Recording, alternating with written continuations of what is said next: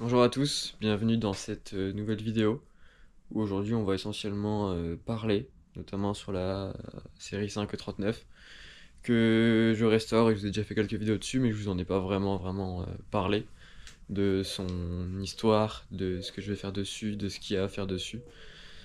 J'ai commencé à faire des vidéos dessus euh, où je commence à la démonter, etc. Mais aujourd'hui je pense que je vais vous expliquer un petit peu plus pourquoi.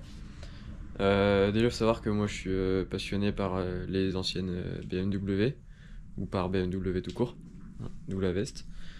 Cependant, cette veste porte à confusion parce que souvent les gens qui portent une veste comme ça, c'est des kékés tuning qui vont mettre des gros ailerons, qui vont faire des prépas de merde. Et ce n'est pas mon cas. Moi, je veux vraiment rester assez simple, juste refaire l'ABM comme quand elle est sortie de la concession à l'époque. Donc je vais vous la montrer déjà dans un premier temps. Donc voilà, c'est une BMW 528i E39. Phase 1, on peut le reconnaître via les phares ici, qui sont en orange et pas en blanc. Les phases 2 sont en blanc. Et également par son volant. Alors la voiture est sale parce que ça fait un petit moment qu'elle dort ici. Mais bon, c'est pas grave, elle est ici pour une bonne raison. Et un jour, elle en ressortira en état clinique, j'espère. Donc j'ai acheté cette BM en début le 26 janvier 2024, il me semble. Donc en début d'année, dans le but de la restaurer. Donc je l'avais d'abord acheté tout seul parce qu'il me fallait une voiture pour rouler un petit peu. Donc la voiture est roulante, hein, forcément. Mais il me fallait une voiture pour que je puisse rouler un peu tous les jours parce que la voiture que j'avais en daily, donc qui me servait tous les jours pour tous mes déplacements, a rendu l'âme. Donc j'ai acheté cette voiture et ensuite un ami avec qui on avait le projet de restaurer une voiture m'a racheté la moitié de la voiture. Donc on est deux à posséder cette voiture. Je suis tout seul à faire des travaux de rénovation puisque lui n'est pas trop bricoleur et ne tient pas non plus à apparaître dans les vidéos. Donc moi je me suis dit bah je vais créer une chaîne YouTube, je vais montrer un peu ce que je fais. Et puis si ça vous plaît, n'hésitez pas à vous abonner, à liker. Et si ça vous plaît pas, et bah ne regardez pas. Voilà. Donc 528 39, donc 193 chevaux. Je ne sais plus combien de newton mètres elle sort.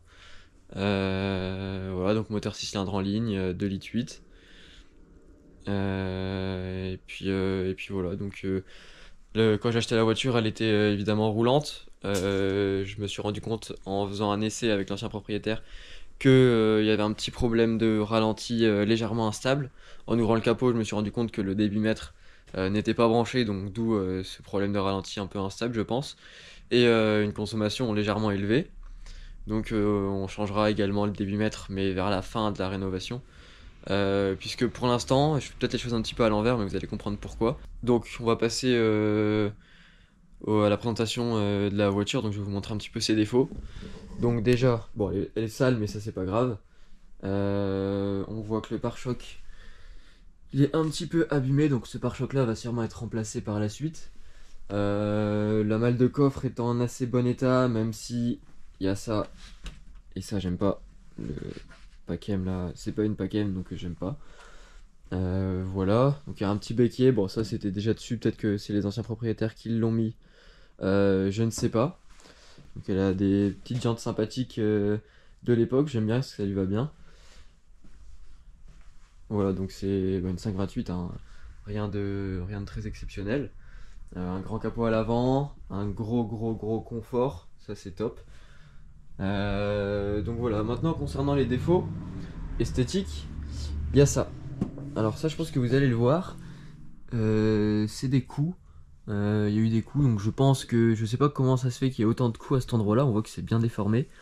Est-ce que ça a été fait exprès? Est-ce que ça a été de la grêle? Je pense pas que ce soit de la grêle parce que le toit n'a rien. Donc à mon avis, c'est des coups qui ont dû être faits exprès. Je ne sais pas comment ça a pu arriver, mais voilà. Donc c'est surtout ça en fait pour la partie arrière. Là, le pare-choc pareil, un petit peu frotté. Là, c'est plus très aligné. Bon, c'est pas encore trop grave, on verra ce qu'on peut faire, mais c'est plus trop aligné. La jante, enfin l'aile arrière est en bon état, il n'y a pas de rouille apparente. Par contre là, on voit qu'il y a un peu de un petit poc ici. Sinon, concernant en dessous, franchement, c'est assez propre. Il n'y a trop rien à dire. Donc ça, c'était un bon point. La portière arrière. Donc derrière le conducteur, là, il y a un coup de portière. Là, pareil, ça a été un peu repeint très sauvagement. C'est pas beau, c'est mal fait. Et moi, j'adore ces poignées là, comme ça. Les poignées qui rentrent comme ça. Je trouve que c'est beaucoup plus sympa que des poignées qu'il y a par exemple sur la Ford là-bas où on doit tirer dessus. Alors, elles sont pas moches. J'ai pas dit qu'elles étaient moches, simplement je trouve que ces genres de poignées ici, comme il y a sur la E39, ça va très très très très bien avec la voiture. C'est un peu taillé dans la carrosserie, j'ai envie de dire, et je trouve ça super, super beau, c'est incrusté, c'est bien fait. Donc ça j'aime bien. La porte conducteur, elle, n'a aucun défaut, ça c'est une bonne nouvelle. Le montant là pareil il a rien, bon c'est forcément la même partie que l'aile mais ça n'a rien. À l'avant alors on a une griffe ici. Je vais prendre une lampe, comme ça vous verrez peut-être un petit peu mieux.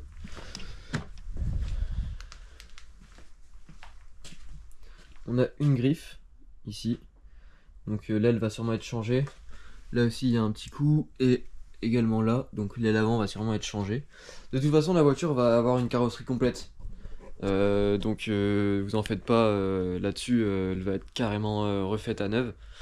Donc c'est des petits détails, c'est pas important. Moi ce qui m'a importé surtout c'est qu'il n'y ait pas de rouille sous la voiture.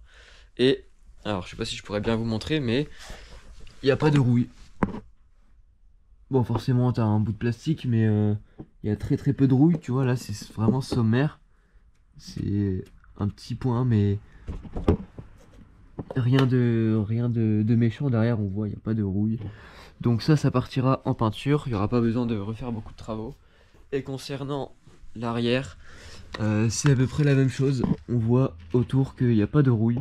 En fait, le châssis est très sain. C'est ce qui m'a fait surtout acheter cette voiture, c'est que le châssis est incroyablement sain. Après, s'il y a il faut refaire en dessous, refaire le berceau, machin, je le referai, c'est pas grave. Mais déjà, le châssis, en tant que tel, ne nécessite pas de grosses réparation en carrosserie parce que je suis pas carrossier et ça je sais pas vraiment faire. J'ai pas trop envie de me lancer là-dedans parce que j'ai pas envie que ça me coûte encore plus cher après pour que je vais devoir payer quelqu'un pour qu'il rattrape mes conneries. Donc voilà. Par contre ici sur l'aile, voilà on a une griffure. Pareil c'est sommaire, ça venait presque d'être fait. Donc c'est très très très sommaire et ça partira au ponçage. Et le plus gros défaut je pense c'est cette partie là, abîmée. Du bas de caisse, côté droit. Lui par contre il a un peu mangé, il est pas encore trop rouillé, mais ça va être traité bientôt de toute façon dès que la voiture elle va sortir du garage. Donc voilà, ça c'est pour le côté esthétique. L'aile avant droit pareil n'est pas en impeccable, en incroyable état, mais bon ça c'est pas grave.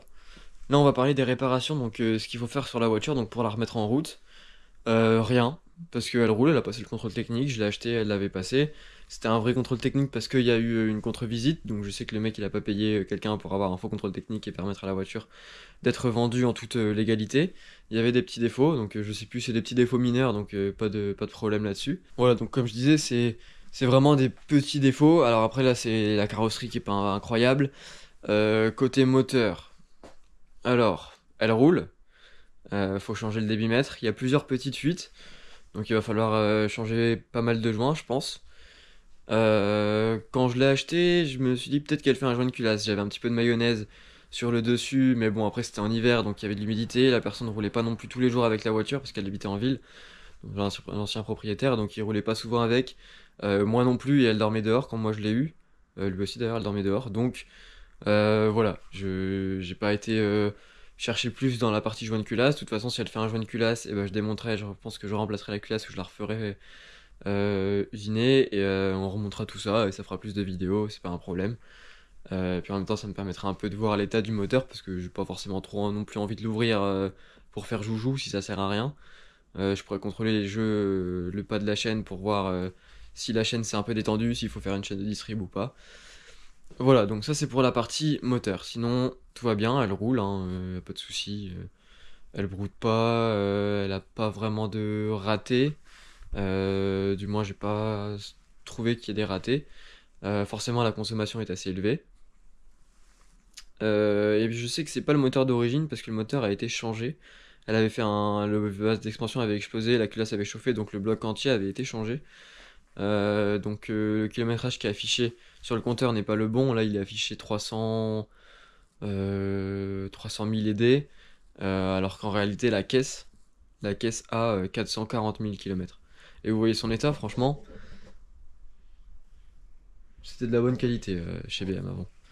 Je dis pas que maintenant c'est de la merde, mais je dis juste que les voitures d'avant, elles tenaient beaucoup plus que celles de maintenant, et t'avais beaucoup moins de problèmes. Donc voilà, donc ça c'est le côté, la partie un peu que ça intéresse tout le monde. Donc non, moi ça me fait pas peur d'acheter une voiture qui est fort kilométrée. Le moteur, s'il faut le refaire, je le referai à neuf, mais vraiment à neuf du coup.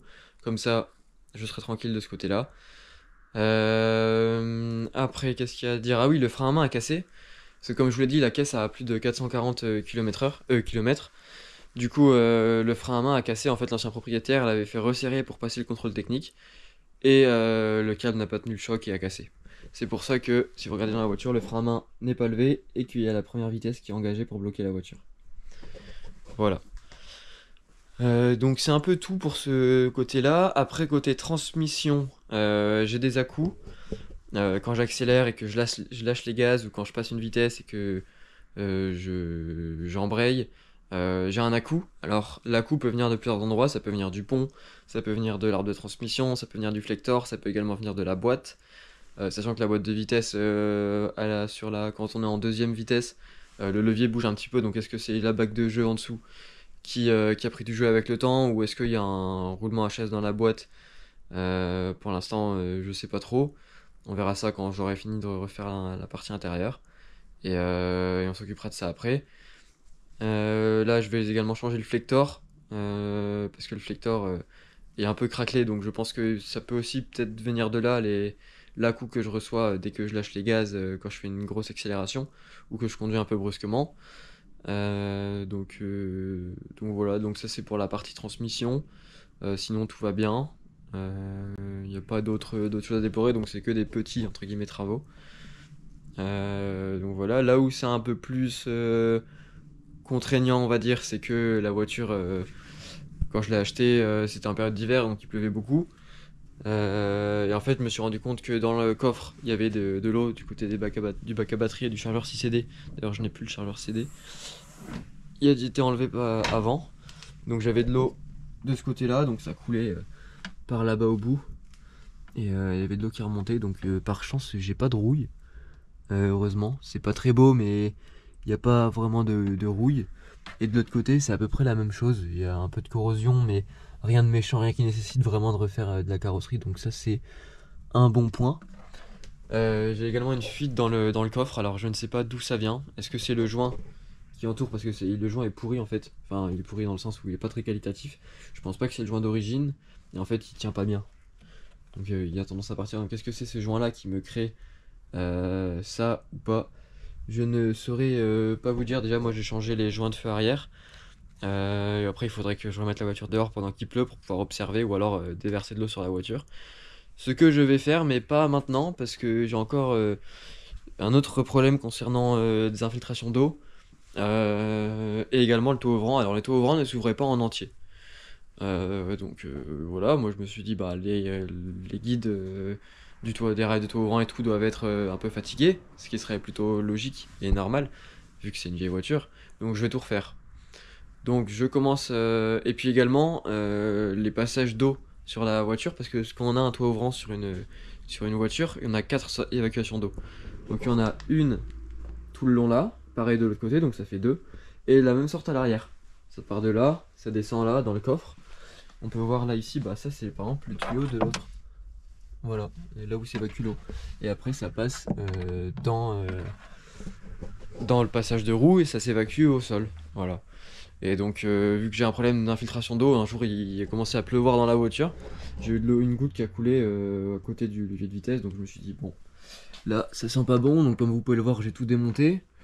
Donc la voiture est complètement ouverte et en fait on a de chaque côté là des bacs qui servent à évacuer l'eau. Et en fait quand ces bacs là, vous voyez ceux-là, voilà.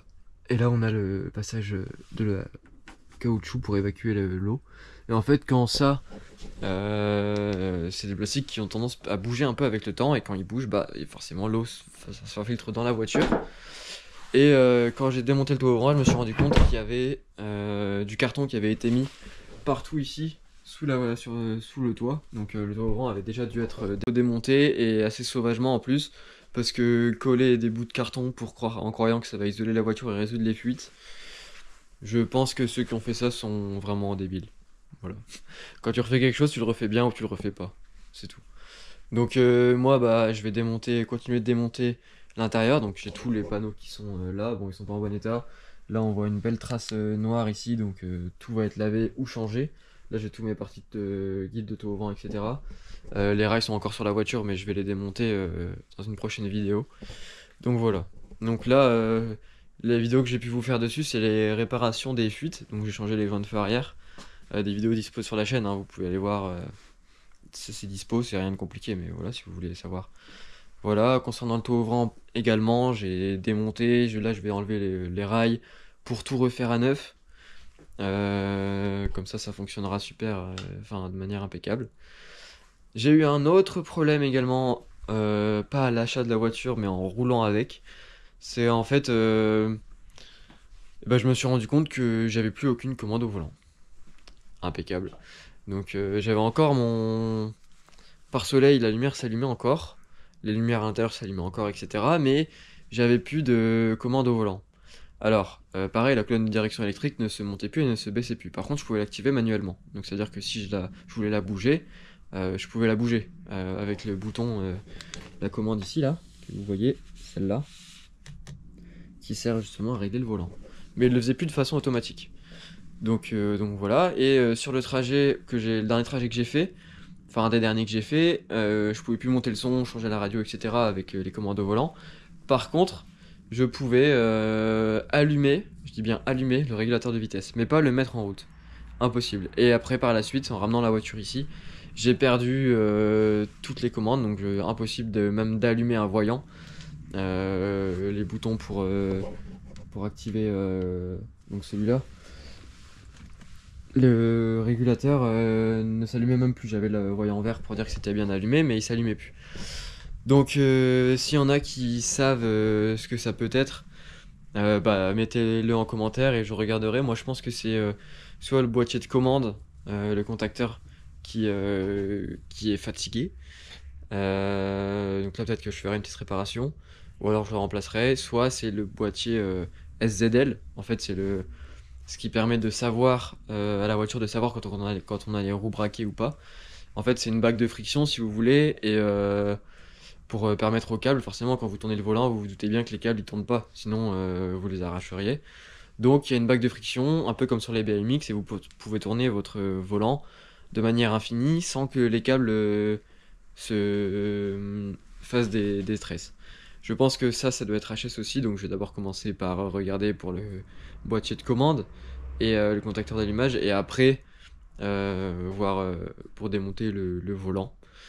Voilà, donc là, après ça, je passerai à la réparation, enfin, au remplacement du câble de frein à main, donc pour récupérer un frein à main, forcément, c'est un peu chiant.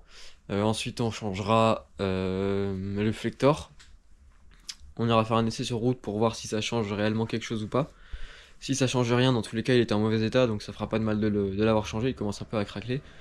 Donc voilà, il a dû se rigidifier aussi avec le temps, donc il n'absorbe plus. En fait, un flector, ça sert aussi à absorber un petit peu comme un amortisseur les chocs de l'arbre de transmission. Et si ce n'est pas ça, ce sera sûrement soit la boîte qui a du jeu, ou surtout le pont arrière qui aurait pris du jeu. Donc voilà, et ensuite, après avoir fini de réparer les fuites, tout ce qui est train roulant, etc., on s'attaquera au moteur. Remplacement des joints, vidange, changement de bougie, changement de bobine. Je pense de toute façon, on va devoir changer le joint de couvre-culasse, ou ce joint-là, on va devoir le changer parce que il fuit, donc ça va être changé. Peut-être qu'il y aura également une réfection du Vanos s'il s'avère que la voiture fait un joint de culasse. Là, je vais tout démonter, tout refaire au propre. Et puis voilà, mais déjà le fait d'enlever le couvre-culasse ou le cache-culbuteur, Ça nous permettra de voir un peu l'état de ce qui se trouve en dessous, donc voir si c'est encrassé, si c'est sale, si c'est rayé. Si c'est pas rayé, on pourra voir les arbres à cam, voir leur état, contrôler leur état. Et puis voilà, et pourquoi pas aller regarder un peu les pistons. Si je me procure une caméra pour aller voir l'état justement. Donc voilà. Donc c'est comme ça que les choses vont se dérouler. Et par la suite, donc après tout ça, il y aura une étape carrosserie. Donc là, la voiture est grise, comme vous pouvez le voir, et je trouve que c'est une belle couleur, mais ça la met pas vraiment en valeur. Moi, j'aimerais bien qu'elle soit full noire. Donc, c'est encore à décider, hein, mais en tout noir, je pense que je préférerais qu'elle soit comme ça. En gardant, donc ça, chez BM, quand c'est tout noir, ça, cette partie chromée, ça s'appelle le Shadowline. Mais je trouve qu'en fait, ça va super bien à la voiture d'être comme ça. Donc, je pense que je laisserai ça comme ça. Également les jantes, alors peut-être que je vais les changer, mais toujours pour des jantes grises, parce que si la voiture est noire, c'est pas beau avec des jantes sombres, je trouve, donc ce sera toujours des jantes grises, peut-être pas les mêmes, mais toujours des grises. Les pneus vont également être changés parce qu'ils ont des petits plats, parce qu'il est resté longtemps à l'arrêt. Et également, il y aura les feux, parce qu'ils sont un peu opaques. Je sais pas si vous allez bien voir, je sais pas si c'est celui-là qui est le plus abîmé. Ouais, là vous voyez bien. Les feux ils sont un peu opaques, ils sont pas beaux. Donc pareil, ça va être refait ou changé pour un Angelize. Et peut-être du xénon ou du LED, parce que là, je vais pas vous mentir que quand j'ai roulé de nuit avec la voiture, vous roulez en plein phare, vous roulez comme si vous aviez les feux normaux. Vous ne gênez personne, il y a personne qui m'a fait d'appel de phare et tout, et si je me mets pas en plein phare, je vois strictement rien. Les petites roulettes pour régler l'orientation des feux à l'avant sont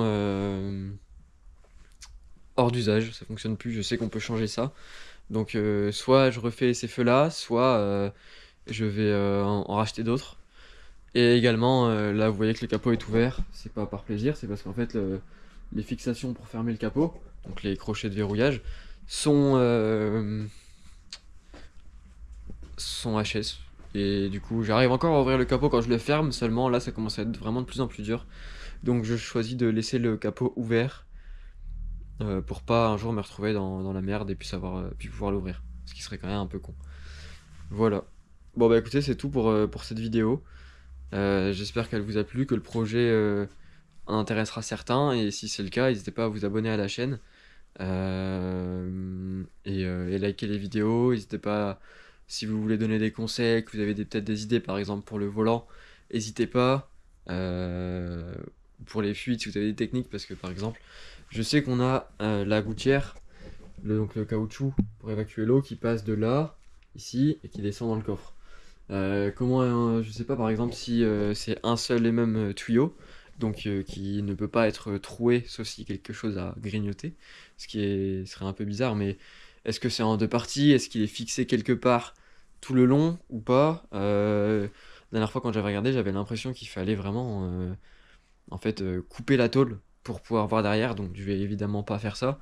J'ai pas envie de couper la tôle, sauf si ça s'avère vraiment nécessaire, sinon je ne ferai pas ça. Voilà. Bon bah écoutez, c'est tout pour cette vidéo, j'espère qu'elle vous a plu, que le projet vous plaît, donc bon allez ciao, à bientôt pour une prochaine vidéo.